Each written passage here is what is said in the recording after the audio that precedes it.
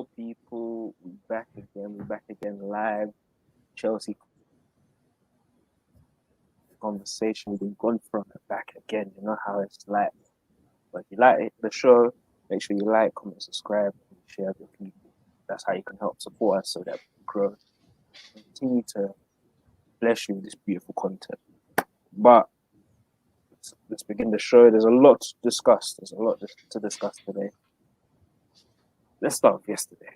So Chelsea lost two in a row now against on the bounce now. But yesterday against Juventus, Chelsea lost 1-0. Chiesa. Did my thing just bug out? Yeah, my bad. Can you man hear me?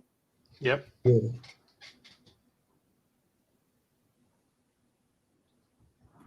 No, can you man hear me? Yeah, we can hear you.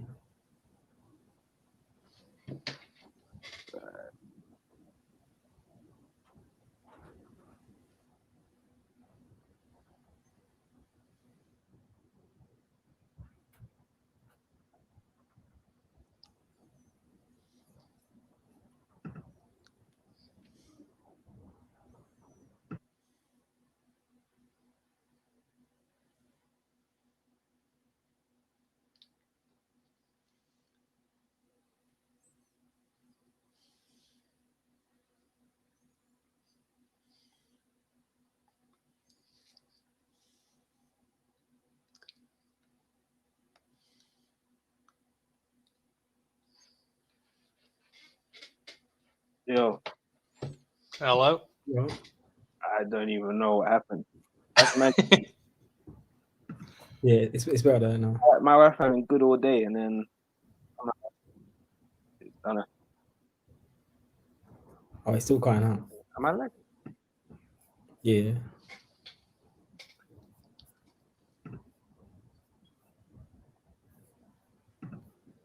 Sorry, people. I don't even know.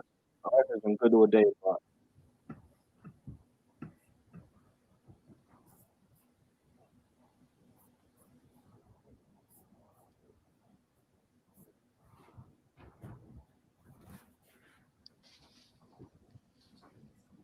they're behind. Yeah. Yo, 1, 2, 3, 1, 2, 3. Yeah, you're good, you're good.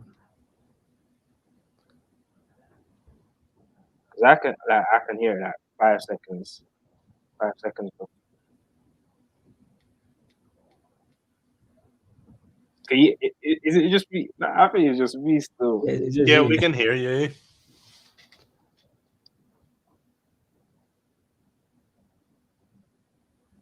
Give me a second, people. Hey, you man, talk about the game yesterday. Yeah, we're with you, we're with you.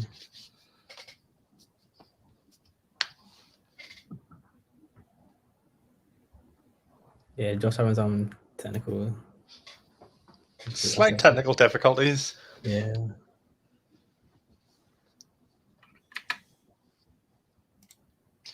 First thing I want to say is fuck Sparta Prague.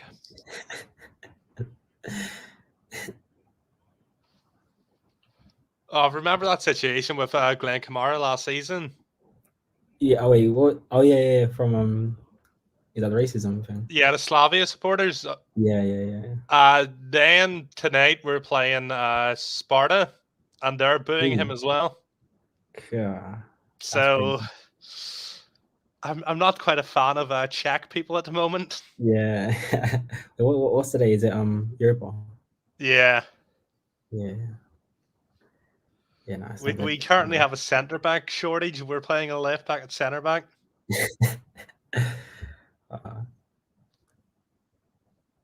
Is this Rangers or Celtic? Yeah, Rangers. Yeah, Rangers. Yeah. Yep. Can you man hear me now? Yeah. Yeah. Because I could hear myself like 5 seconds before you guys could hear like the feedback coming back. So I don't know, it's very weird. Sorry about that, people. Yeah. But yeah, let's get straight into it. I wanted to get your thoughts on the game yesterday. what was like the thing that stood out? Because when I was watching it, yeah, one thing I really deeped is that Chelsea lacked any inventiveness in the final third. It's very pedestrian. Like it's very systematic. Like we're trying to make overloads in the wide areas. There isn't any central penetration really. Like everything, it's just so robotic, and you're seeing like when you're playing players like Havertz, Ziyech, Mount.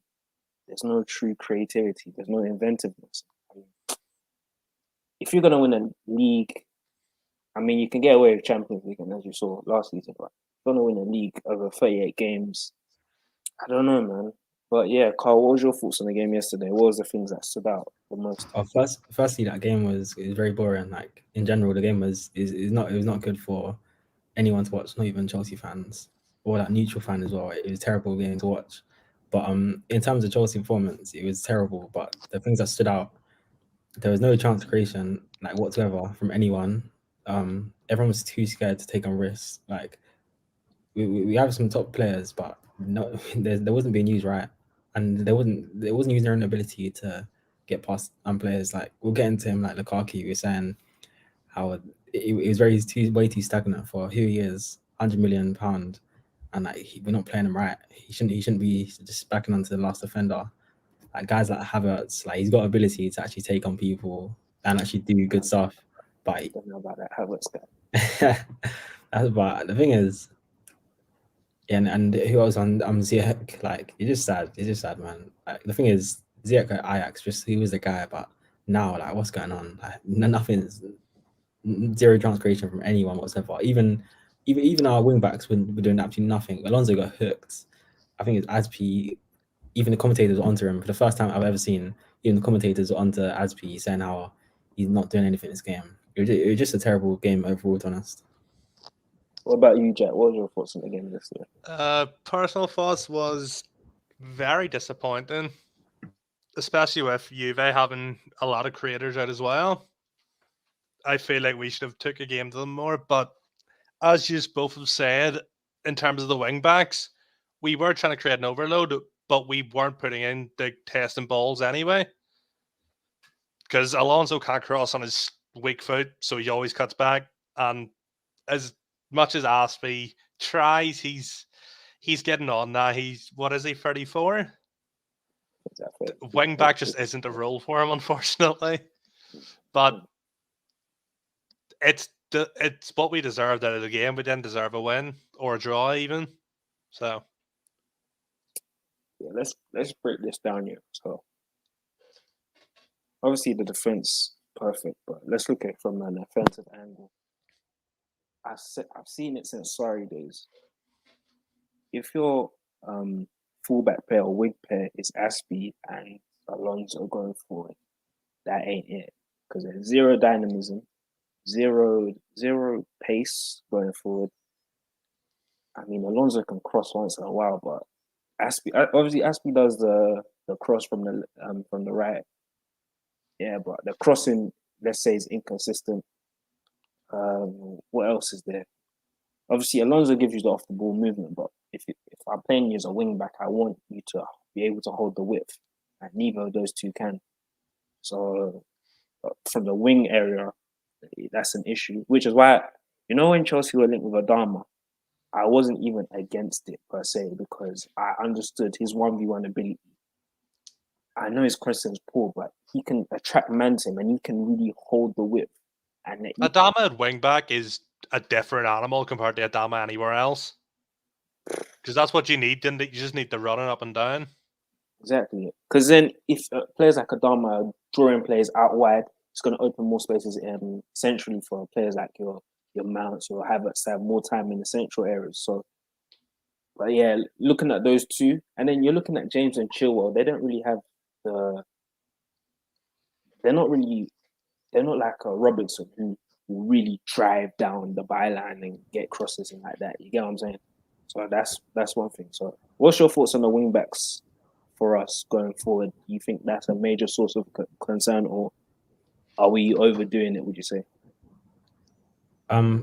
Personally, I'd say the wing backs. Well, when we had Alonso and Azpilicueta, I'm against both of them. I went back and Asperger has done a good job for Chelsea, and people will not like me not slandering him, but going against him. But for me, he doesn't suit the wing back role. Like it's not even personal. It just doesn't match. Like you can't be that slow, that old, that stagnant, that can't offer too much and be put in wing back and expect him to do the works. Like it's not even his fault. It's just how the setup is. He's always been suited more for a right centre back role. In terms of obviously Reece James, I back him to play anywhere. Whether CDM centre back, he's not like mad dynamic though on the ball. Exactly, that's the he's got thing. a great cross on him, but Exactly. even then, I don't think he can hold the width.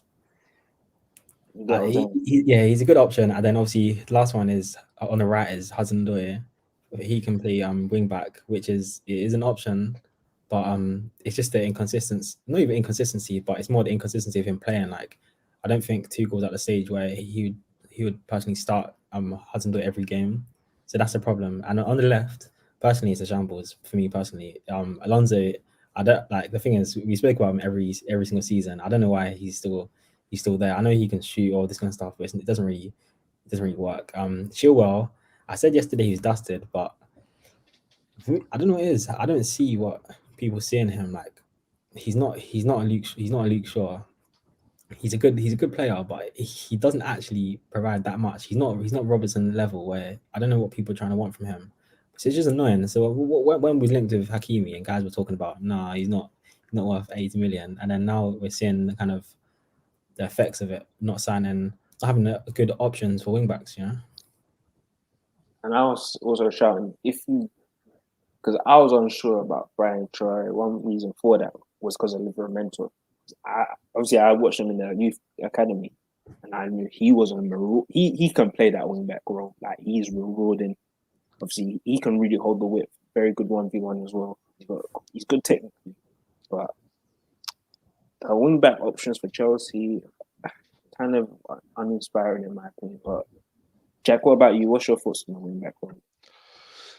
I'll save my judgment for Alonso because Lord, everyone knows it already.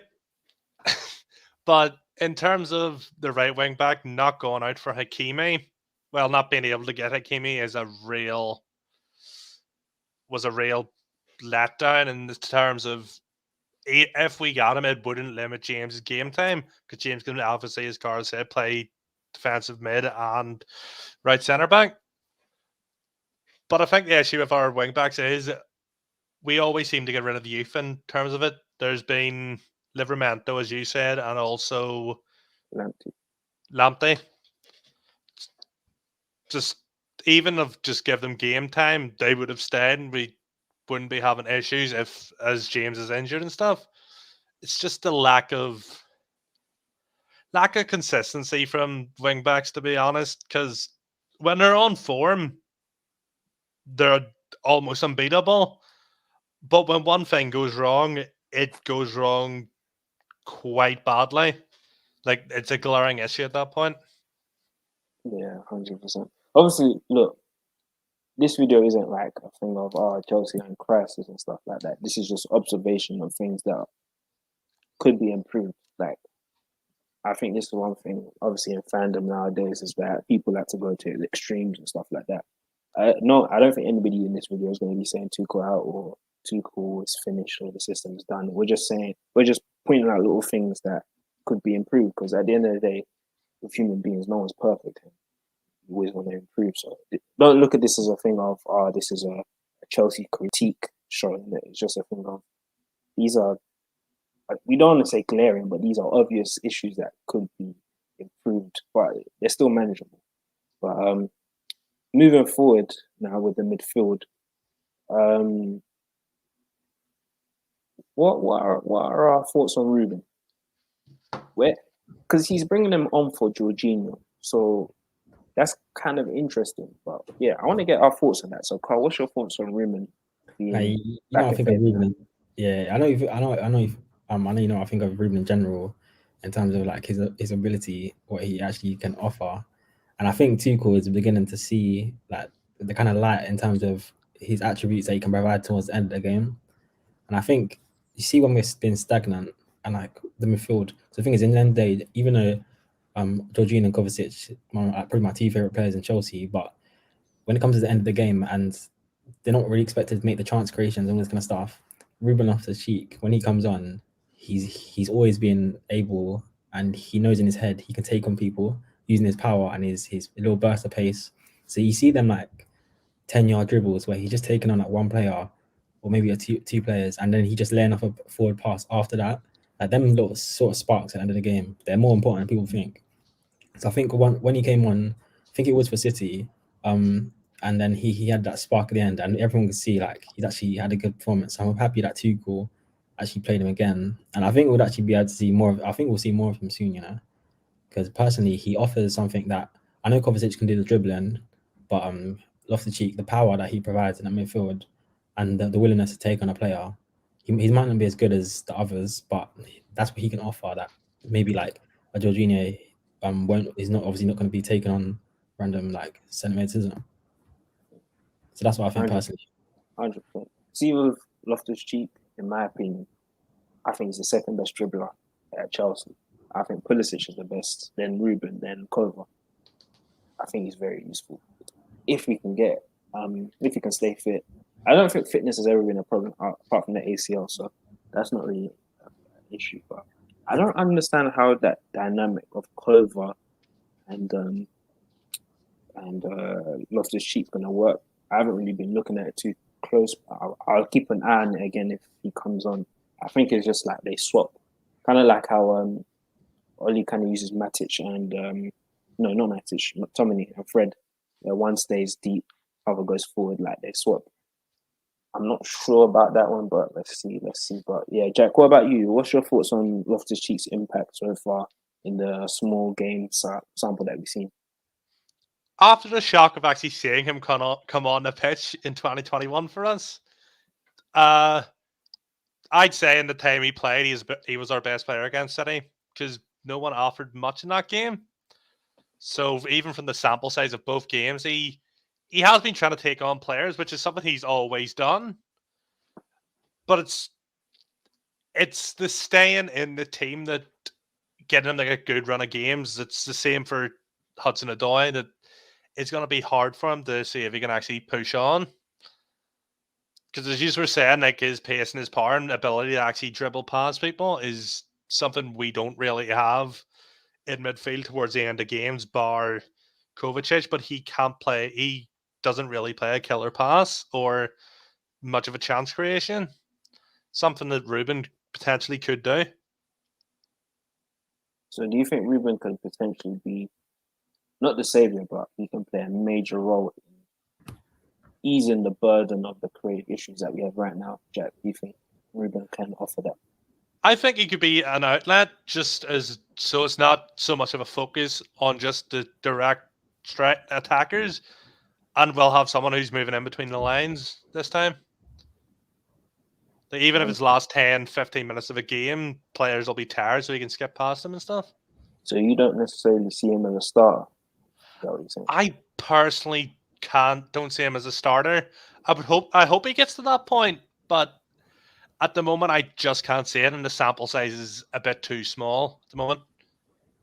100%, I do hear that.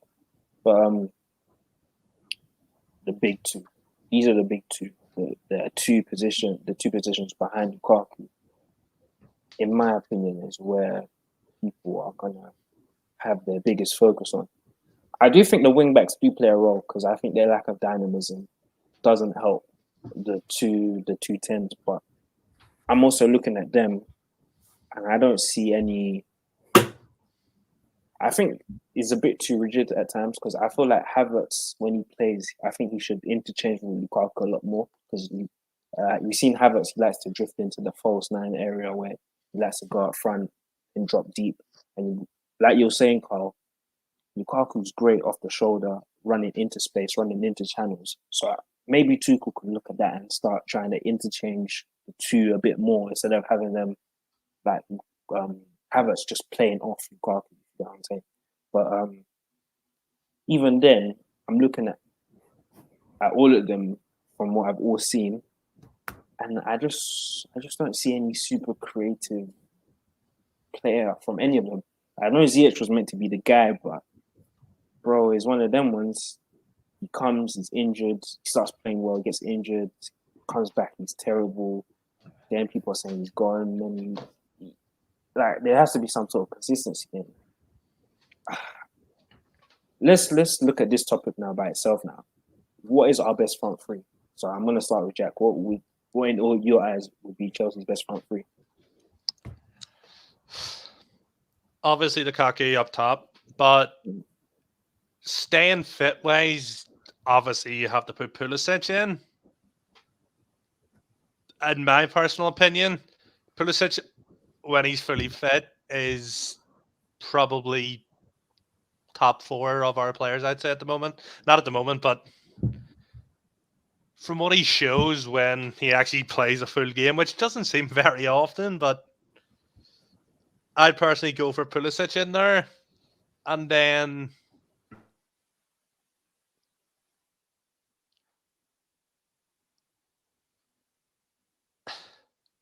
the other position is just an awkward one because we don't really have very many players who are like good attackers in a sense. If anything, I'd go Werner, depending on the type of game we're playing. If we need a ball in behind, then against a team like that, then I'd go Werner. But if not, I'd like to see Hudson-Odoi get a chance in like a position where he's used to playing. Because he was so hyped up at an attacking position just for him to be dropped back to wing back.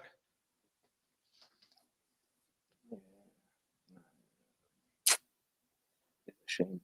What about you, Carl? What are you saying is your best front three? Personally, I'm more like if everyone's fit kind of thing. Or like, the thing is, obviously, so we're going obviously Lukaku up front. I have to put Havertz in there on the right hand side personally, and on the left hand side, I'm gonna say Timo Werner. You know, because in terms of chance creation, I do feel if we're gonna get something out of Lukaku, we're gonna need someone. Because Pulisic will be on my left if he was fit, but I don't know what's going on with the guy. Like he just comes and goes every like couple weeks. It's kind of weird. But see, Pulisic for me is the closest we'll ever get to Eden Hazard, which Don't is. say that, why are you saying? I said the closest. Hey, Not Hazard so- is gone, bro. I know, but that's what I'm saying. The thing is that worked for 8 years, 7-8 years.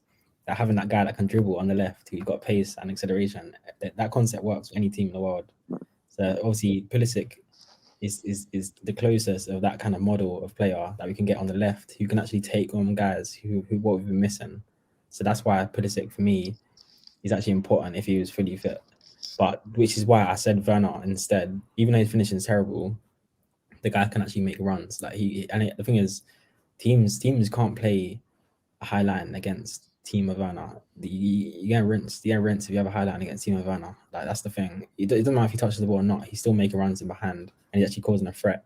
Guys like the thing is, obviously, it's easy for me to say, oh yeah, just stick Mount in there and all this kind of stuff. Like, and it's easy for me to say stick these players in there. But in terms of adding something unique, like if talking about the best of the best front three, maybe Mount, Lukaku, and Werner. Who knows? Who knows, man? Then I feel like I think obviously Mount's a good player in it, but in that front three and the way Mount operates, I feel like you kind of have to play him because he does offer you. He can offer you that option to switch to 3 in midfield by dropping deep, which I don't think the others can. And obviously, I know people don't like it. He does press very aggressively. And he does offer that energy of he can do the box to box thing. So, That's how I think personally. Like even the Mount, even though I've always had my problems with him, if he was to win the team, like I like him in a cam when like if he's in a cam role. Obviously, cam is the best position for him personally. But obviously, we don't have a cam in our team, isn't it? And he can't play pivot for me personally. We can, but he's not getting in the pivot in front of Kovar, Kante, or Jorginho. Like it just wouldn't work, kind of thing.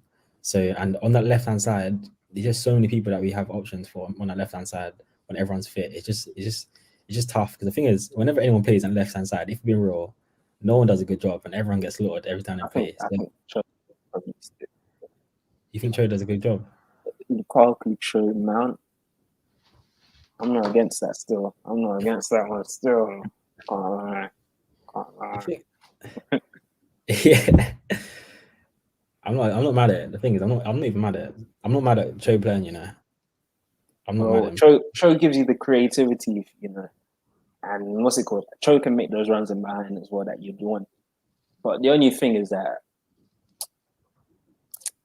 maybe with Werner you could be a bit more fluid because Werner could occupy the central places and swap with Lukaku, sort of vibe. Neither Mount's play false nine though. He's played false nine a couple of times. Yeah, but then if you do my false nines, Havertz is the best false nine around. Exactly. Yeah.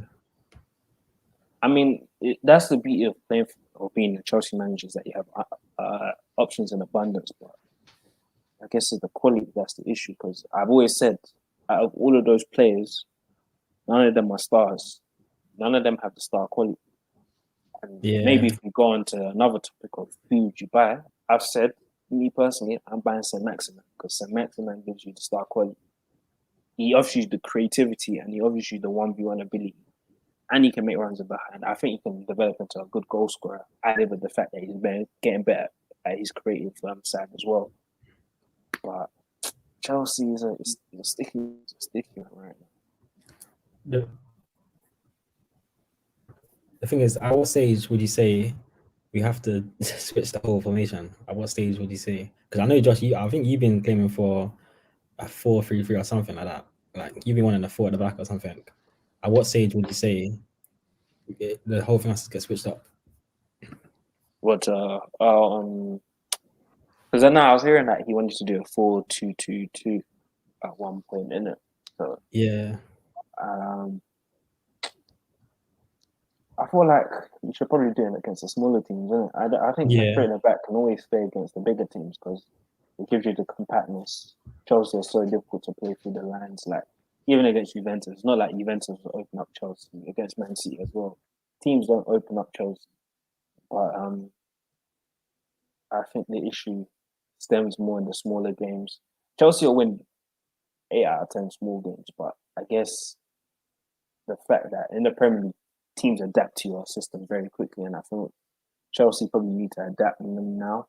I'd say maybe I don't know if that's reactionary, but I feel like adapting now, especially against the smaller teams, maybe playing with another attacker, which would allow us to have maybe Cho in there or Havertz or Werner, would probably give us the creativity that we need. But yeah, Jack, what about you? Do you think Chelsea should change formation?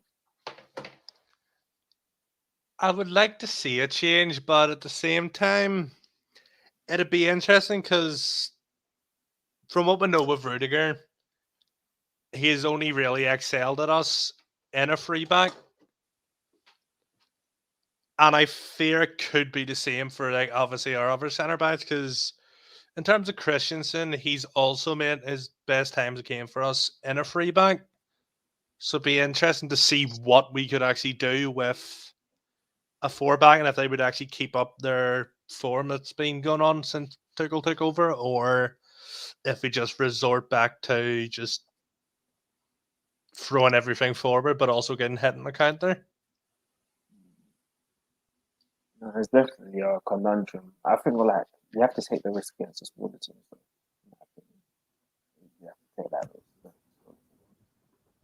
Carl, you want to say something? Yeah, if we to be real, you know, at this stage, I'd much rather us just take risks and do a PSG thing, 44, throw everyone forward, and if you get caught in a break, good. At least you got to work. Like you got to work for the game. Like you got to work hard and actually do something to win these games. Because right now, we are getting a bit of luck on our side of this 3 at the back. Like I know it's so solid, but the thing is, teams don't really test us like that. Teams are not really testing our system. That's why I don't think it's locked because I feel like that's kind of the beauty of the system. Anyways, that one thing is that we're very good at keeping the ball in it, and that's technically a form of creating chances where you keep the good ball, you keep the ball, they press you, you win it back quickly, and then you So they continue to tire and you continue to get the ball. And the law of averages, eventually you're going to create one good Yeah. chance, but it's not something you want to rely on. That, So yeah, that's the that's thing what where I'm saying. Chelsea have to move. Yeah. Yeah, that's what I'm saying. Like, we've been grateful so far to have a system in place where the defenders can strive and not have to get caught. Remember under like, I don't know, go back in time, but obviously in the past we've had centre backs struggling, wing backs struggling. In the system, we haven't looked like a mess. We haven't looked a complete mess. Like, the players can be very comfortable in positions. I just think at the point with everyone in our squad now, surely it's time to take some sort of extra risk. I don't like, the thing is, I'm not against formation. Since Conte days, I was the disciple of the three at the back. The three at the back for me is one of the greatest formations like I've ever seen, because the what it can do for a team if you have players that can keep the ball in the field, you're not losing certain games. You're just not losing them, and you're not conceding. Like some games we've had on the sequel, you can bet your life on it that we just wouldn't concede. Like it's kind of that to that level. So, but I just think now it's time for us to take some sort of extra risk and actually have our attackers like work a bit harder, you know, because everyone looks a bit stagnant. Like Havertz, I saw some stat. He's made like one chance in like last like 4 games. This is actually embarrassing. He's made like 0 dribbles. Like, Can I ask you a question, please? I've been talking about Havertz a bit more recently, and I've been asking this question: what is Kai Havertz outstanding at? Outstanding that. Yeah. I'll say outstanding. The thing is, he's an unorthodox player. You see, he's an unorthodox style. So if I say he's good at dribbling, I asked you a question. What is Kai Havertz outstanding at? Number 1, dribbling. No, You can't dribble like that. no. This is the thing. He's unorthodox. So you see his dribbling style, how he's got that heavy touch. It works. That unorthodox style of play. It's never been a dribble. In German league, what he can do when it's more of a burst of pace. To be fair, it's more of a burst of pace than a top dribbler. Havertz, he's got a finish on him. You know, he's got a finish on him. Yeah, I'll give him that. He's got a finish on him. He can actually, like, on 1-on-1s, he's top quality. Also, I'd say his link up play, like his short passing. So if he's in that false 9 row and he's got like little one touch knockoffs, you see it sometimes with Chelsea. He can do that in the box. He's a very good player in my opinion. Like in terms of close passing. In the final third, yeah. Yeah, in the final third, yeah. But the thing is, in this system, is he able to dribble? No. Is he able to get shots? No. Do we see him make link up play? No. Like, so that's why I get what you mean. Like, we don't see anything. We don't see anything. That's why I do get your point. No, you're not, because I watched him at Leverkusen. I've always said this. The guy, he's talented, isn't it? You can clearly see, like, technically, he's a clean player, innit? But to me, when I watched him, I never saw like a superstar. I never saw a guy with unbelievable ability. He's young, innit? So he can always improve, innit? But I'm just basing it based on just the eye test of, let me see what you're capable of doing. I never saw anything special, because you can always see if a player has something like je ne sais quoi about them, innit? Whether they're or not, you can still see he's got something. Like Vinicius Jr. is a good example. You can see that the guy can do some stupid things in it, but the guy has ability on this. But with Havertz, I always knew he was a good player. He was talented, but he never had the extras. You know what I'm saying? And I'm not expecting you to have the extras. You don't need to be a great player. But I'm just saying, the way Chelsea fans were talking about him, like he's going to be the next Hazard, he's going to be the guy. He might turn out to be the guy. I don't know the future, but he's not the guy like that. He's not going to single-handedly change games, in my opinion, in the way that people think he will. I think that's kind of harsh, man. That's kind of harsh. But I get what you mean right now. But that is kind of harsh, because the thing is, I think you're getting the fact that he's an unorthodox. His style is unorthodox. You have to remember, the guy is like 6'3", 6'4". No one else in that they've seen ever, winger, is this kind of height. His touch, his dribble, like you say, he's not a fantastic dribbler. It's because, see the height, he's got a heavy touch thing. It doesn't look like it's good. It doesn't look good. But when he has space and there's space to dribble into, If you look at the goals he scored for Bayern Leverkusen, if you give him a little bit of space, the guy's taken on everything. He doesn't take out players like that. I saw him. He doesn't take players out like that. I don't know. It could be confidence. I don't know. It could be confidence, but I wouldn't write him off, man. I wouldn't write him off. Yeah. Like I think I know what he's talking about. He's good at driving on the ball at times, you know. Yeah. It's not his game. Like, he's not a dribbler. I've never seen that part of him. But no, I think what I mean by people thinking he's something he's not. I think people get the idea he's like Ozil in it because he's quite language with his style and stuff like that. I've never seen. I see it with the way his mannerisms and stuff, but his actual play style is not like Ozil. I don't know. He's a good player in it. And let's see how he does in it. But, I don't know. But yeah. What about you, Jack? Who do you think is the most talented out of the front three? Well, Lukaku. Lukaku doesn't think. Not really.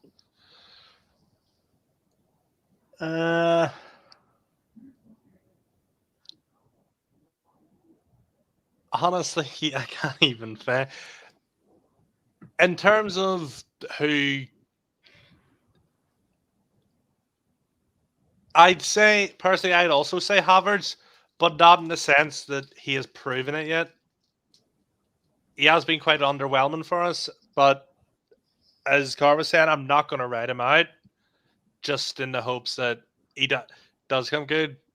I could see more of him being a better player if we were to change formation to like a 4-2-2 or something, so they can actually thrive and they can attack in mid-row instead of coming off the wing. 100%.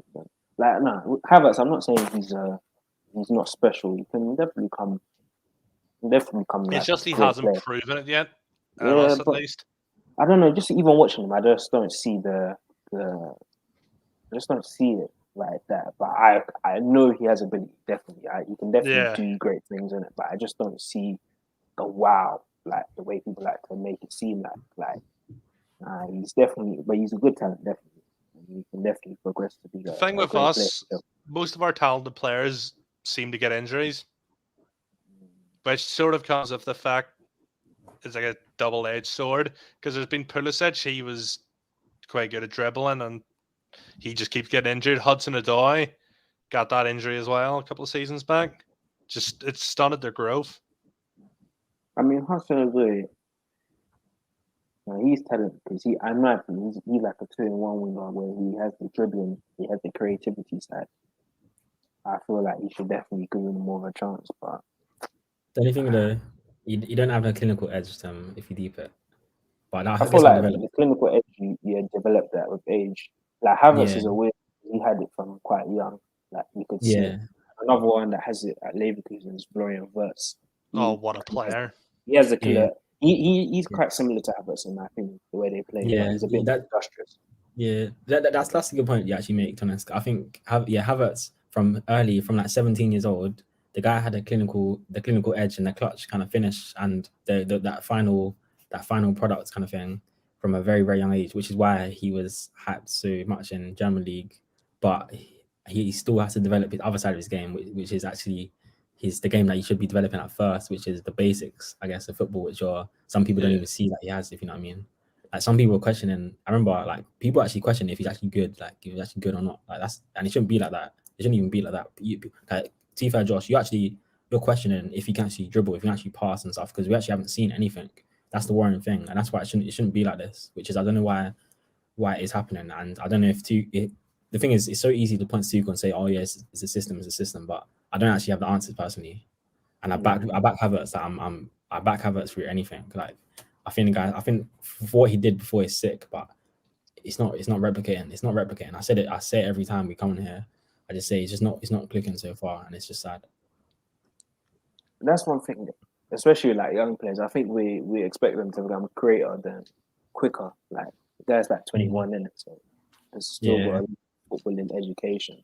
Like some people might not even develop till they're 27, 28. You know, so it's one of them ones.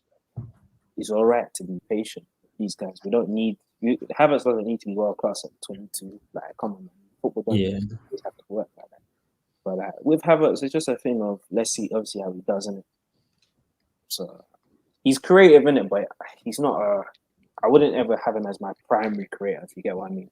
Like, you know, Mm. Ozil would be your first creator. Like, then you have people Yeah. around him. Like, you had Santi, you had Sanchez, like players that work around him, innit? But he's the creative hub. I don't see Havertz as the creative hub. Rather, he works around other people. But, Yeah. The thing is, because if we look back over his spell at Chelsea, his best, your point's good, because his best ever spell, if you deep it really, was his spell in striker. If you actually deep it, like for what he was adding, his best spell was obviously when he was in Champions League final, like, and that kind of spell just before then, when he was given the chance to be that striker or false nine or whatever you want to call it, like up front. That was his best spell, when he wasn't being forced to try to create for the game, where he was just more of that final guy. And the thing is, even though he wasn't doing too much, he wasn't really doing too much, but that was his best spell for me personally. Yeah, that false nine. Would you agree? Yeah, definitely. Especially, I remember the game against Palace, innit? He had a very good game, innit? I feel. Is that the one he Havertz- scored 2? Yeah, I think. And he could have probably had a hat trick. Was it 2? Let me check. It might have been 2. I know he won 4-1, isn't it? Yeah. Yeah, I think he's going to go goal. Because I can almost remember him having a few other chances where on another day he would have finished those. No, Pulisic was one that scored 2.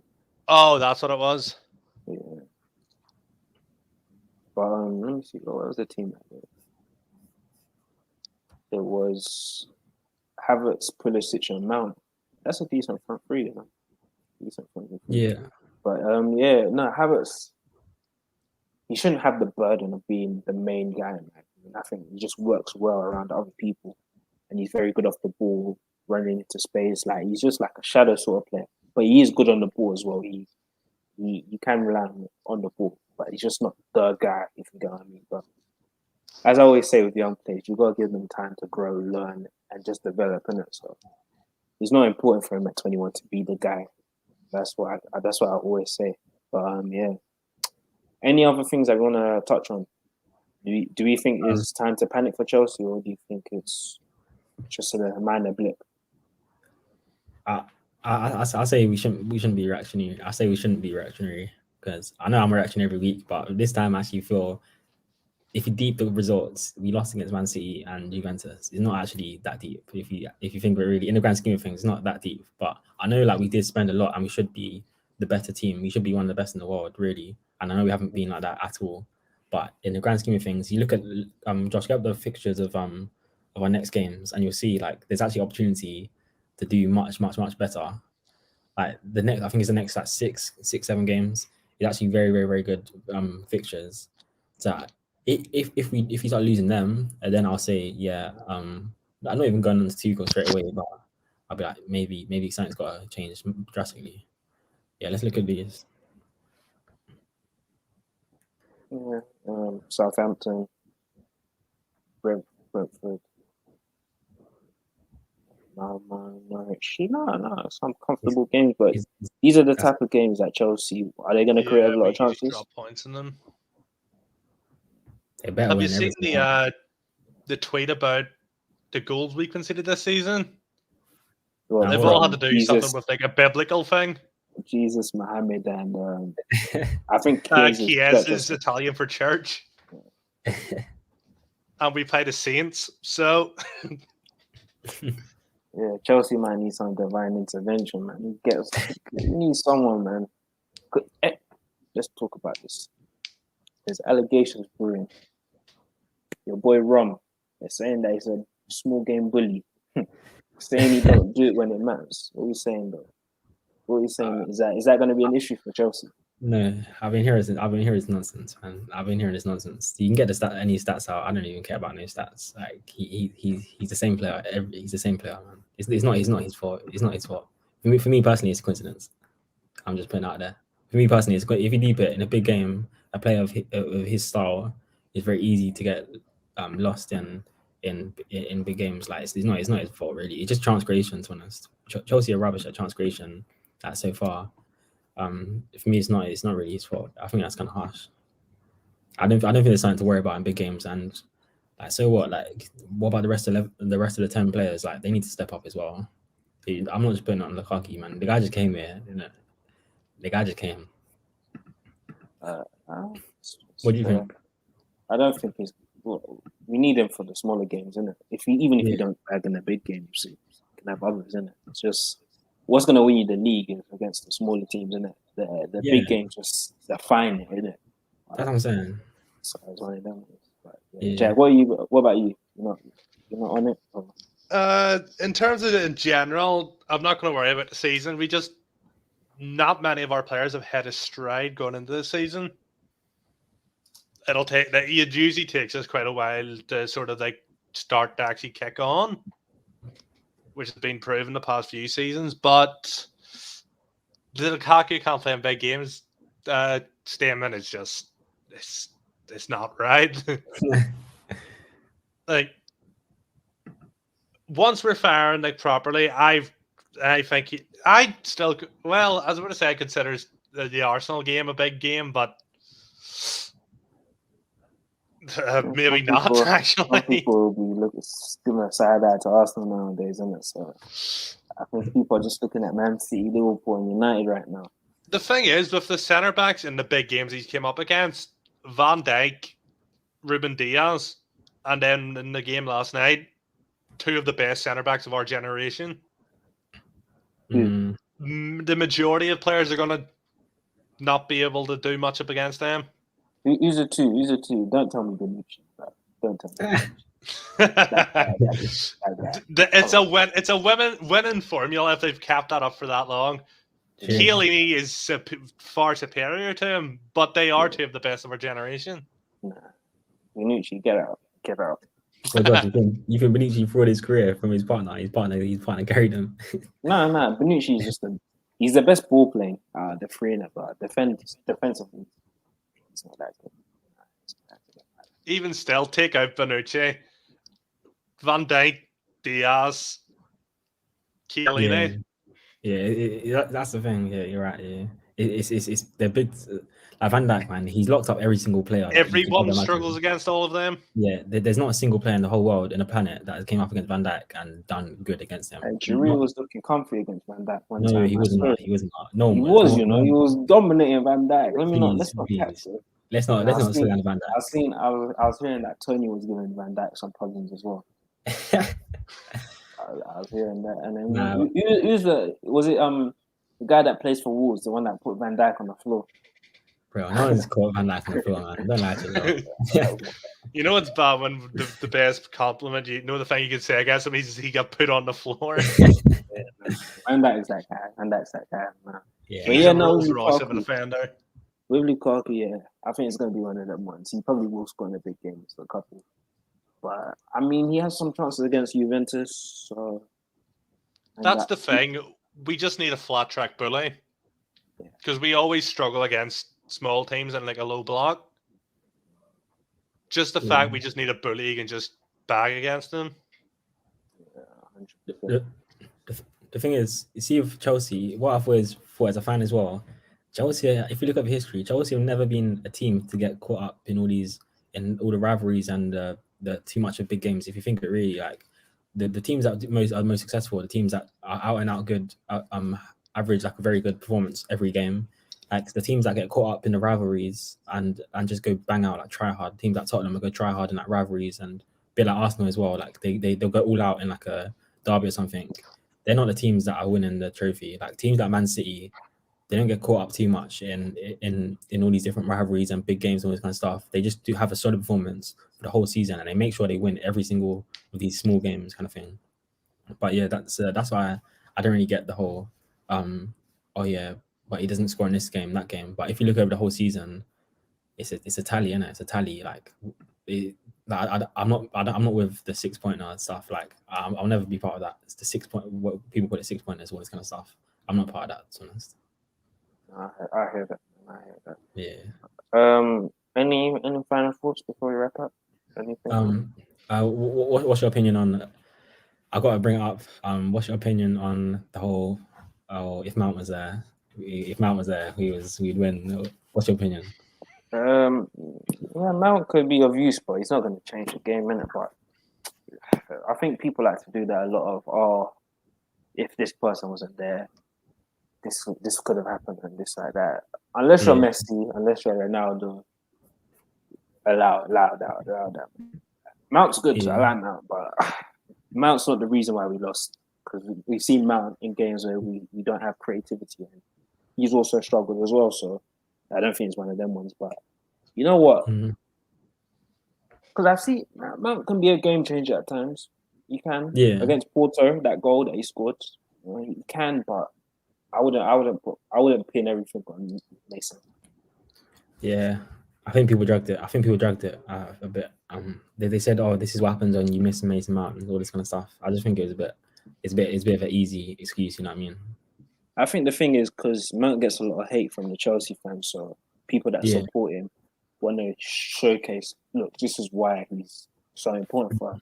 And I do get it, because I feel like Mount gets so much unnecessary hate. Like I've looked at all the others compared to him, like at Chelsea, and bro, the guy's been performing, but one bad game, people want to highlight it so much. But if you look at Havertz, for example, if he has a bad game, people will protect him.